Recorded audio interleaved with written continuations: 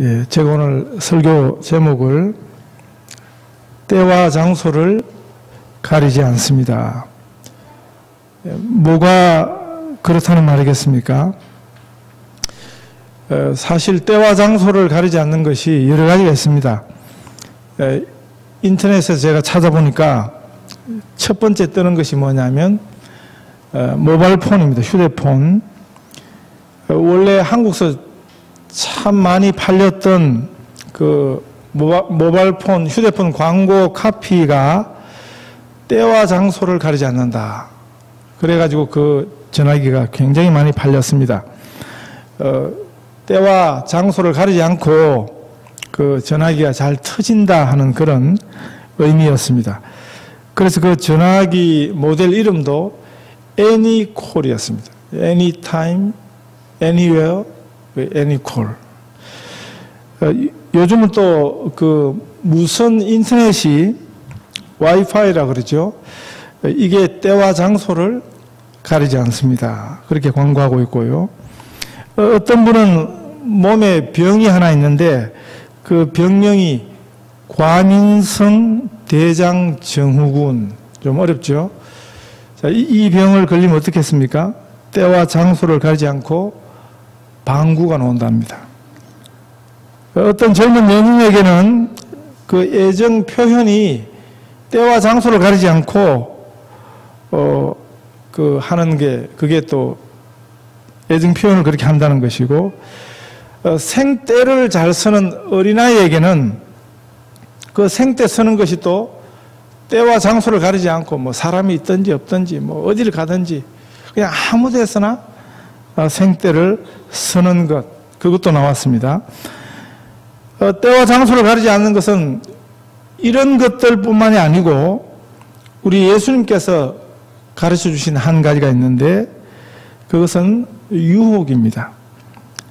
예수님께서 너희는 이렇게 기도하라고 기도를 가르쳐 주셨는데 그 기도 중에 하나가 우리를 시험에 들게 하지 마옵시고, 이 시험이라는 말은 그 유혹이라는 말입니다. 그래서 우리를 유혹에 들게 하지 마옵시고 이렇게 기도하라고 예수님 가르쳐 주셨습니다. 예수님 가르쳐 주신 기도는 매일 우리가 해야 되는 기도입니다. 어느 하나 빼도 되는 기도가 없습니다. 다 필요한 것입니다. 언제든지 어느 곳에든지 필요한 것입니다. 이 기도가 바로 때와 장소를 가리지 않는 기도인 것입니다.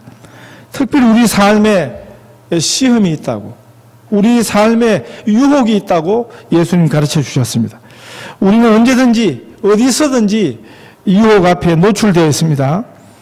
우리를 시험에 들게 하지 마옵시고 하는 이 기도는 우리를 유혹에서 이기도록 하여 주옵소서 하는 기도입니다.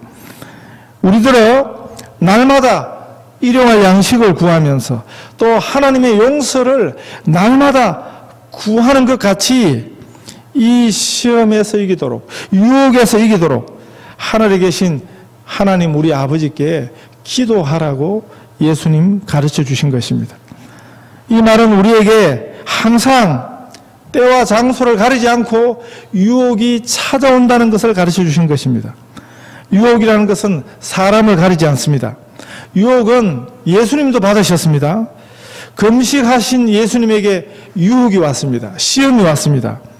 기도하고 났는데 기도한 다음에도 유혹이 왔습니다. 히브리서 4장 15절에 보면 예수님을 어떻게 소개하고 있습니까? 이렇게 말씀하십니다. 우리에게 있는 대제사장은 우리 연약함을 체휼하지 아니하는 자가 아니요 모든 일에 우리와 한결같이 시험을 받은 자로 돼 죄는 없으시니라.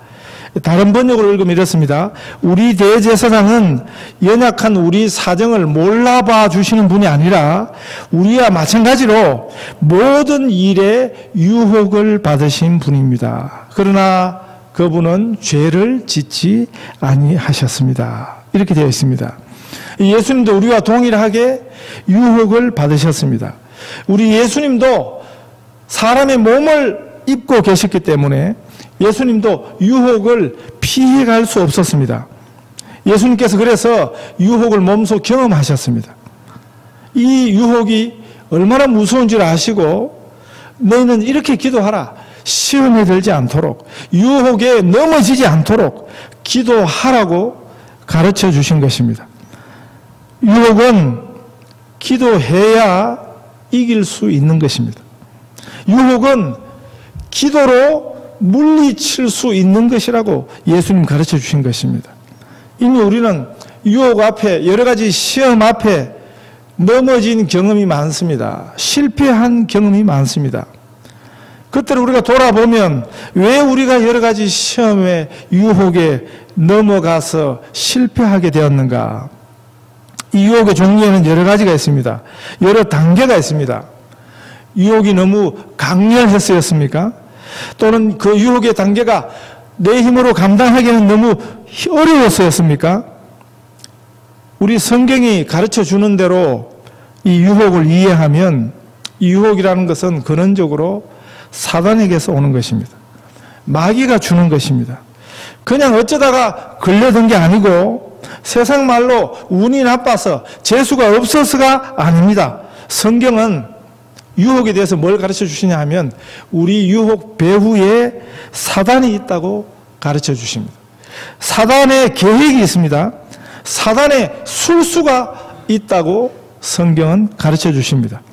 사단은 우리 힘으로, 우리 혼자 힘으로는 감당할 수 없는 존재입니다. 사단은 영적 존재입니다. 사단은 아주 교활합니다. 우리의 가장 약한 부분, 취약점을 사단이 잘 알고 있습니다. 그리고 단계적으로 유혹이 옵니다. 한 번 해서 안 되면 두 번 하고요. 그리고 좀 쉬었다 하기도 하고요. 우리가 우리 스스로를 너무 자신해서 우리 힘으로, 우리 지혜로 이 사단의 유혹에 맞서려 들면 반드시 넘어지게 되어 있습니다. 교회 역사에서 보면 많은 성도들이 교회가 믿음을 지키는 일에 어려움을 당했습니다. 그것 때문에 박해를 받았습니다. 어떤 시대에는, 로마 시대에는 로마 황제 이름으로 기독교 신앙을 박해했습니다. 이 세상 권력이 총동원해서 기독교 신앙을 박해했습니다. 그런데 이 박해는 외부적인 공격이라 할 수 있습니다. 외부적인 시험이라 할 수 있습니다. 박해가 있을 때 교회와 성도들이 다 무너졌느냐? 교회 역사에서 보면 그러지 않았어요. 오히려 외부적인 박해 앞에서는 교회가 순결해졌습니다. 성도들의 믿음이 더 순전해졌습니다. 오히려 거짓 신앙이 이 박해 앞에서 드러났습니다. 그래서 참 신앙과 거짓 신앙이 구분이 되었습니다. 박해는 오히려 교회와 성도들을 깨끗하게 했습니다. 우리 개인의 신앙생활에도 그렇습니다. 신앙생활을 하는 것 때문에 외부적인 어려움을 받으면, 공격을 받으면, 박해를 받으면 그때 신앙은 더 순수해집니다. 오히려 그 박해 때문에 기도하게 됩니다. 오히려 그 핍박 때문에 하나님을 전적으로 붙들고 의지하게 되는 것입니다. 그런데 이 박해보다 더 무서운 것이 있는데 그것이 유혹인 것입니다. 이 유혹은 내적인 것입니다. 안으로 오는 것입니다. 보이지 않게 오는 것입니다. 이 유혹은 단계를 넘어서 계속되는 것입니다. 이 유혹은 우리가 사는 날 동안에는 끝나지 않습니다. 어디를 가도 유혹이 있습니다. 유혹의 안전지대는 없습니다. 눈을 감으면 눈에 보이는 것의 유혹은 벗어날 수 있을지 몰라도 눈을 감으면 생각의 유혹을 받습니다. 그래서 유혹이 때와 장소를 가리지 않습니다. 우리에게 찾아오는 유혹이 그렇다는 것입니다. 유혹이 끝나는 나이도 없습니다. 어떤 유혹의 종류만 그 나이가 되면 지나가는 것이지 그 나이에 맞는 유혹이 따로 있습니다. 어린아이는 어린아이대로, 청년은 청년의 유혹이 있습니다. 장년은 장년대로, 노년은 노년의 유혹이 찾아오는 것입니다. 목사도 유혹받습니다. 선교사도 유혹받습니다. 직분을 따지지 않습니다. 처음 믿는 분들에게는 처음 믿는 이에 대한 유혹이 있습니다. 평생 믿어오신 분들에게는 그 나름대로의 유혹이 있습니다. 돈의 유혹도 있습니다. 물질의 유혹도 있습니다. 먹는 것도 어떤 사람들에게는 아주 강렬한 유혹이 되는 것입니다. 명예심의 유혹도 있습니다. 이성의 유혹, 성적인 유혹도 있습니다. 유혹의 단계가 있는 것입니다. 우리가 다 유혹을 받고 있습니다. 유혹이 숨어서 우리를 곳곳에서 기다리고 있습니다. 광야에서 모세도 유혹을 받았습니다. 왕궁에 있던 다윗도 유혹을 받았습니다. 믿음의 사람들도 유혹받는 일에 예외가 없었습니다. 그 이야기가 전부 다 소개가 안 되었을 뿐입니다. 베드로는 신앙 고백을 아주 분명하게 했습니다. 주는 그리스도시요 살아계신 하나님의 아들이시니이다. 그러자 예수님이 잘했다 시몬아 하시면서 최고의 칭찬을 해주셨어요. 천주교에서는 이 예수님의 인정을 받은 이 예수님이 칭찬하신 이 칭찬이 교회사 최고의 칭찬이라 그렇게 이야기합니다. 그래서 천주교에서는 이 칭찬받은 베드로를 첫번 교황이라고 그렇게 말해요. 그런데 그렇게 훌륭한 신앙 고백을 하고 그렇게 칭찬을 받은 그 성공한 베드로에게도 금방 유혹이 찾아왔습니다. 예수님도 조금 전에 당신이 바로 그 메시아이십니다. 하나님의 아들이십니다 하고 고백해갖고 칭찬받은 베드로가 그 다음에 금방 예수님이 이제 내가 예루살렘에 가서 고난을 받고 십자가에 죽겠다 그러니까 예수님 십자가를 지지 마십시오. 그렇게 하지 말라고 간언하게 되었습니다. 그 베드로를 보고 예수님 뭐라고 그러셨습니까? 사단아 내 뒤로 물러가라. 그렇게 예수님 말씀하셨어요. 유혹은 금방 신앙 고백하고 난 다음에도 찾아오는 것입니다. 예수님이 잘했다. 예수님으로부터 칭찬받은 그 다음에도 유혹은 찾아오는 것입니다. 유혹은 장소도 가리지 않습니다. 성전에서 사단이 예수님을 유혹했습니다. 에덴 동산에도 유혹이 있었습니다. 그렇습니다. 유혹은 때와 장소를 가리지 않습니다. 그런데 문제는 유혹이 있느냐 없느냐의 문제가 아니에요. 유혹은 반드시 있습니다. 언제나 있습니다. 누구에게나 있습니다. 유혹이 없다는 말은 그건 좋은 말이 아니에요. 나는 유혹이 없는데 그러지 마세요. 사단이 유혹할 필요가 없으니까 안 하는 것입니다. 이미 죽었기 때문에 그냥 내버려 두는 것입니다. 사람이 생명이 이 땅에 사는 동안 언제나 마귀는 우리를 공격해 오는 것입니다. 성공하면 시험이 없고 실패하면 시험이 있는 게 아닙니다. 실패하나 성공하나 결혼하나 싱글이나 나이가 많을 때나 젊을 때나 이 세상 끝날까지 그 순간까지 유혹이 있습니다. 단칸방에서도 싸웁니다. 그래서 부부 싸움이 격해지면 그냥 불을 지르고 가정에 파탄을 주는 그런 일들이 일어나는 것입니다. 호화롭게 연락하는 곳에서도 사단은 역사합니다. 온갖 범죄와 향락과 타락으로 인간을 넘어뜨리고 병들게 합니다. 가난한 집에만 시험이 있는 게 아닙니다. 재벌의 집에도 유혹이 있습니다. 마귀는 사탄은 우리를 유혹할 때 뱀과 같이 우리의 틈을 찾습니다. 사자처럼 삼킬 자를 찾습니다. 아주 간교하게 아주 재빠르게 역사하는 것이 사단입니다. 시드니 공항에서 시드니 처음 오는 여행객들 중에 지갑 잃어버리는, 특별히 가방을 잃어버리는데 어떻게 알고 그 지갑 든 가방을 잃어버려요. 참 기가 막히죠. 말 거는 척 하면서 그 짧은 순간에 가방이 없어집니다. 어떤 분은 주일날 도착해가지고 주일날 또 교회 오셨어요. 교회에 와서 또 모르는 거죠. 자기 가방을 잊어버렸는지. 그날 공교롭게 제가 이 이야기를 했습니다. 시드니 공항에 오시는 분들이, 저는 그분이 뭐 시드니 공항에서 왔는지 어떻게 합니까? 그냥 그 이야기를 했습니다. 그랬더니 이분이 예배 중에 막 자기 가방을 막 뒤져요. 왜 그러나 했더니 그분이 그날 아침에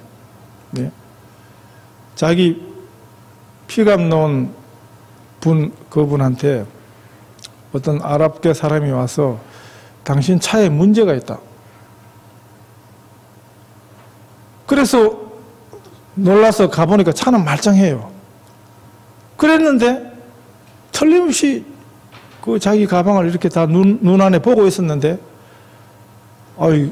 제가 설교 시간에 그 시드니 공항 얘기를 했더니 정말 자기 가방이 없어졌다는 거죠.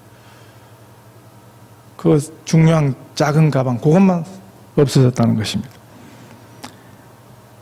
행복은 오랜 시간이 걸려서 행복을 잃어버리는 게 아니에요. 순간입니다. 우리의 건강도 그렇습니다. 뭐 오랜 시간 동안 해서 건강을 잃는 분도 있지만 멀쩡했는데 눈 깜짝을 할 사이에, 제가 잘 알고 지내는 목사님은 평소에 아주 건강한 분이에요. 네? 저보다 훨씬 나이가 많은데도 그냥 팔팔한 분인데 갑자기 미국 갔다 오더니 뭐 귀가 아프다 그러더니 갑자기 그냥 검사해 보니까 손댈 수 없는 말기 암입니다. 건강을 잃어버리는 것도 한순간이에요. 행복을 잃어버리는 것도 한순간입니다. 그러므로 하나님 앞에 지혜로운 성도는 항상 깨어서 기도하는 것입니다. 마귀가 뱀처럼 틈을 타고 들어오는 것을 막아내는 것입니다. 여러분, 할 수만 있으면 매일 하나님 말씀을 묵상하십시오. 그곳에 하나님의 지혜가 있습니다.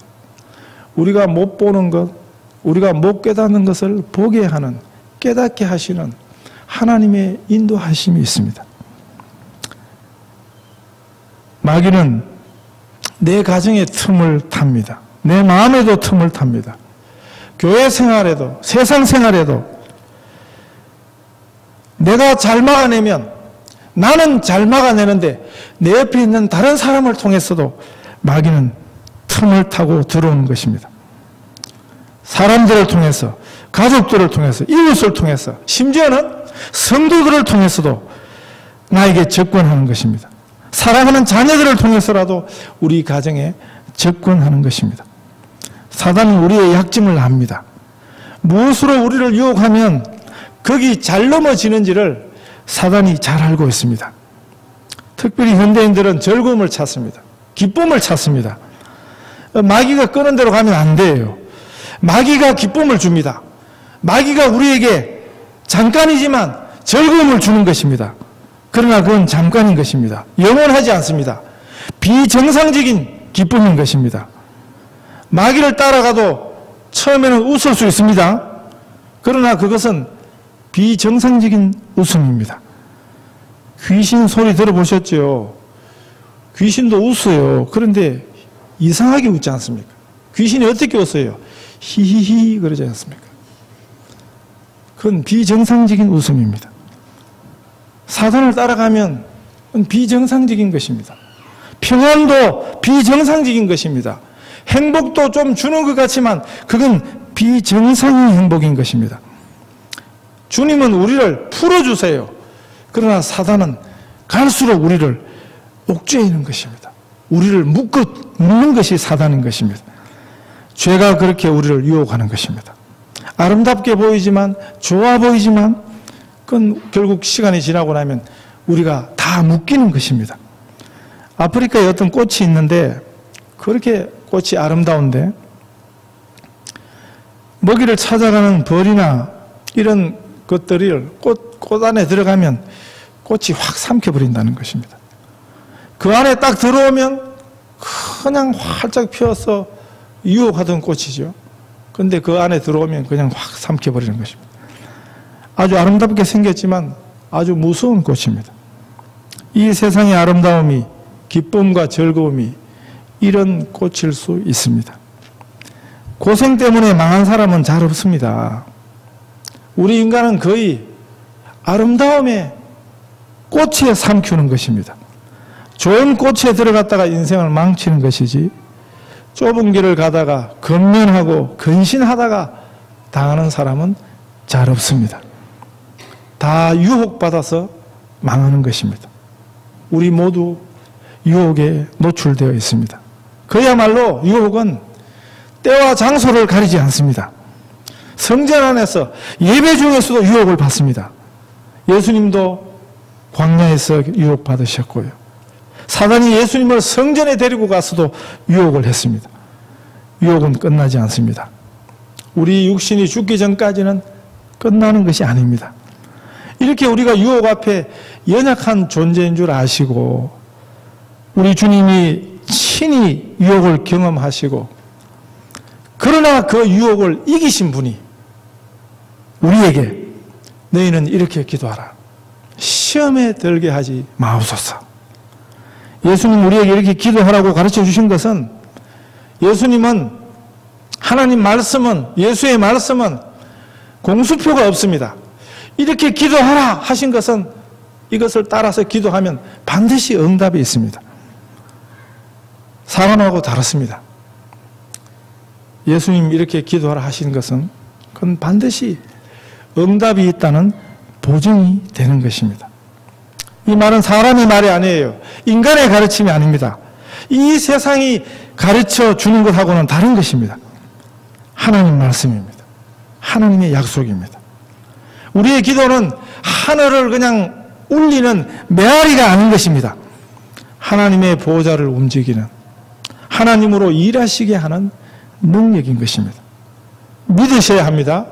우리가 기도할 때, 예수님 가르쳐 주신 것을 따라서 기도할 때 이 기도가 반드시 하나님 들으신다는 것을 믿고 기도하셔야 됩니다. 하늘에 계신 하나님, 우리 아버지가, 우리 아빠이신 하나님이 우리를 시험에서 이기도록 해 주실 것입니다. 시험이 올 때, 유혹이 올 때 기도하십시다. 시험이 오기 전에도 기도하십시다. 일용할 양식을 위한 기도는 배고플 때만 하는 게 아니에요. 우리 손에 이미 넉넉한 먹을 것이 들려 있어도 우리가 일용할 양식을 하나님 앞에 기도해야 하는 것은, 우리 손에 들려 있는 것, 그 부족한 것, 그 한계를 붙들고 살지 않고 하나님의 영원한 것, 부족함이 없는 아버지의 그 영원하신 것에 힘입어 살겠다는 우리 신앙 고백입니다. 시험에 들게 하지 마옵소서 하는 기도도 마찬가지입니다. 우리가 그렇기 때문에 우리 유혹받는 것, 시험받는 것에도 긍정적인 측면이 있는 것입니다. 이 유혹 앞에 우리가 정말 하나님을 의지하는 자인가가 드러나는 것입니다. 이 시험은 피해갈 수 없습니다. 유혹은 피해갈 수 없습니다. 안 만나야 할 문제가 아닌 것입니다. 문제는 유혹에서 이기는 것입니다. 이 한국말 표현이 좀 그런 오해를 하게 해요. 시험에 들게 하지 마옵소서. 그 시험이 아예 없도록 해달라는 뜻이 아니에요. 시험을 이기게 해달라는 것입니다. 시험에 넘어가지 않도록, 시험에 넘어지지 않도록 해달라는 그런 기도입니다. 인간관계 문제 때문에 교회를 자꾸 옮겨 다니는 분들이 있어요. 교회 자꾸 옮겨 다니는 분들 이유 중에 하나가, 제일 많은 이유가 뭐냐면, 자꾸 여기 교회 가서는 이 사람하고 부닥치고, 저기 가면 또 이 사람하고 부닥치고, 그러면 자꾸 이제 그 교회를 피해 다니는 사람이 있습니다. 자기하고 부닥치는 그런 종류 사람만 피하면 되는 줄 알고 그러는데, 그것은 자신이 변해야 되는 문제예요. 누구를 만나든지, 어떤 사람을 만나든지 그 관계를 좋게 하도록, 그런 사람한테 상처 안 입으면 되는 거죠. 그게 자신이 변해야 되는 문제예요. 그 사람 피한다고 되는 문제가 아니에요. 그걸 피해 다니면 평생 피해 다녀야 되는 것입니다. 우리를 따라다니는 것이 시험입니다. 유혹입니다. 우리가 유혹에 약합니다. 우리가 유혹에 잘 넘어지는 것입니다. 우리의 한계를, 이 근본적인 부족을 인정하십시다. 우리가 하나님의 도우심이 절대 필요하다는 것을 신앙 고백하십시다. 우리를 불쌍히 여기시는, 그래서 우리를 도와주시는 우리 아버지 하나님, 우리 예수님, 우리 연약함을 위해서 탄식으로 기도하시는 성령님, 바로 우리 하나님의 사랑이 우리를 유혹해서 이기도록 하는 그 근거인 것입니다. 우리의 약함을 주님 앞에 내려놓고 우리 주님의 십자가를 바라보십시다. 여호와께서 사람의 걸음을 정하시고 그 길을 기뻐하시나니 저는 넘어지나 아주 엎드러지지 아니함은 여호와께서 손으로 붙드심이로다. 우리를 붙들어 주시는 참 좋으신 우리 아버지 하나님을 바라보십시다. 그분의 도우심을 구하십시다. 우리가 어떤 자리, 어떤 경우에라도 우리 주님을 바라보십시다. 세상을 이기는 믿음이 우리를 향하신 우리 주님의 사랑에 근거하는 것입니다. 우리를 시험에 들게 하지 마옵시며 하는 이 기도가 정말 하나님의 도우심을 바라보는 우리의 간절한 기도, 간절한 신앙 고백이 되시기를 바랍니다.